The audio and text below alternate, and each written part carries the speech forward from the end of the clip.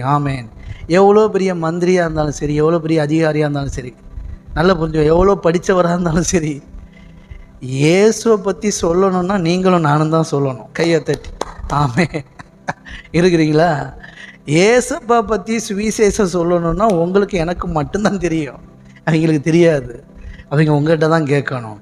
கர்த்தர் உங்களை தான் வச்சிருக்கிறார். கையை தட்டி அப்படியே பிளஸ் பண்ணுறேன். இயேசுவின் நாமத்தினால் மனதார ஆசீர்வதிக்கிறேன். பெரிய பெரிய அதிகாரிகளுக்கும் தலைவர்களுக்கும் மந்திரிமார்களுக்கும் ஆமேன்.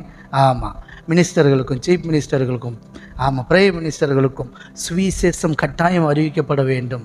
அறிவிக்கிறதுக்கு தேவன் ஒரு நபரை தெரிந்து வைத்திருப்பார்.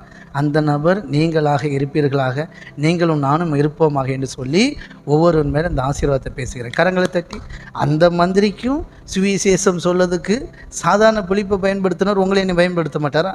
நம்மளை பயன்படுத்துவார். கையை தட்டி சொல்லுங்கள் ஆமேன். நம்மளை கொண்டு அநேகரை தேவன் ரட்சிப்பார். ஆமேன்.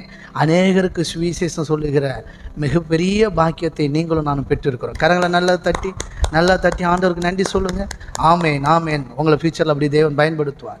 சாதாரணமாக நினச்சிடாதீங்க பிரதர் அண்ட் சிஸ்டர். இந்த வார்த்தையெல்லாம் ஜீவனுள்ள வார்த்தை, ஆவியாயும் ஜீவனாக இருக்குது. யார் ஏற்றுக்கொள்கிறீங்களோ, யார் நம்புறீங்களோ உங்களுக்குள்ள வேலை செய்யும். Okay, God bless you. பெற்றுக்கொள்ளுங்கள். ஆமேன். அப்போ